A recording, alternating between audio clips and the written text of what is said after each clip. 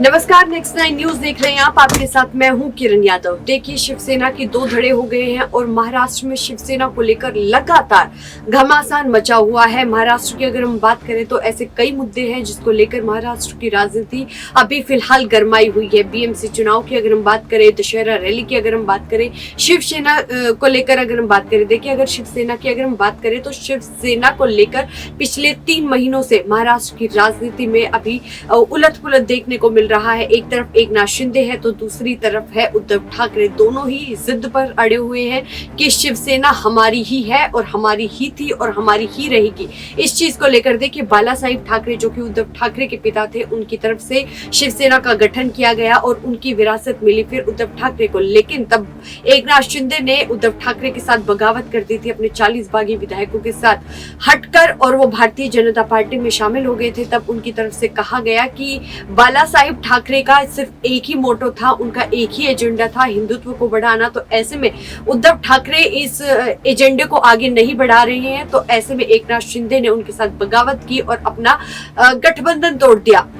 उसके बाद भारतीय जनता पार्टी के में शामिल होने के बाद उनकी तरफ से तमाम बार यही कहा जा रहा है, यही उनकी तरफ से दावा ठोका जा रहा है कि हम ही असली शिव सैनिक है। लेकिन देखिए, उद्धव ठाकरे के पिता यानी कि बाला साहिब ठाकरे की तरफ से शिवसेना का गठन किया गया था।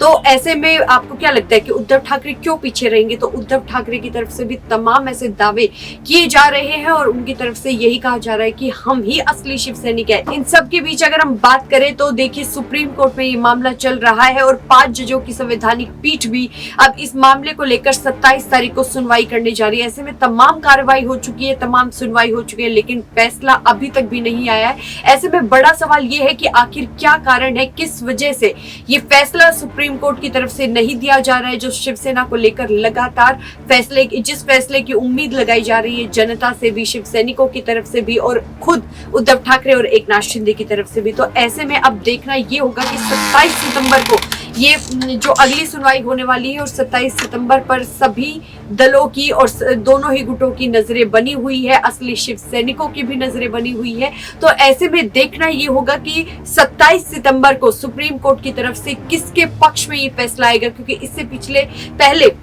जो कार्रवाई हुई थी वो 7 सितंबर को हुई थी, लेकिन 7 सितंबर को कोई भी फैसला नहीं लिया गया। ऐसे में न केवल 7 सितंबर को ही तमाम बहुत सारी सुनवाई हो चुकी है, लेकिन अभी तक भी फैसला नहीं दिया गया है।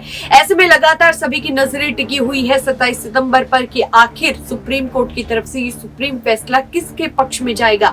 इसके बीच अगर हम बात करें कपिल सिब्बल की, देखिए कपिल सिब्बल उद्धव ठाकरे के वकील है और उनकी तरफ से भी तमाम आरोप लगाए जा रहे हैं सुप्रीम कोर्ट पर। उनकी तरफ से कहा गया, बीते कुछ दिन पहले की अगर हम बात करें तो कपिल सिब्बल की तरफ से बयान दिया गया कि अब लोगों का ज्यादा विश्वास अब सुप्रीम कोर्ट पर नहीं रहा है। तो ऐसे में ये बड़े बयान देना आने वाले दिनों में बहुत दिलचस्प होगा देखना कि सुप्रीम कोर्ट की तरफ से ये फैसला किसके पक्ष में आएगा, किसके पक्ष में नहीं आएगा, क्योंकि एकनाथ शिंदे बनाम यहाँ पर उद्धव ठाकरे के बीच में मुकाबला जोरों का है और दोनों की तरफ से तमाम दावे ठोके जा रहे हैं। ऐसे में देखना ये होगा कि आखिर सुप्रीम कोर्ट के सामने किसकी तरफ से जो दावा किया जा रहा था वो साबित हो पाया। फिलहाल इस रिपोर्ट में इतना ही, लेकिन देश और दुनिया से जुड़ी तमाम बड़ी खबरों के देखते रहिए नेक्स्ट 9 न्यूज। धन्यवाद।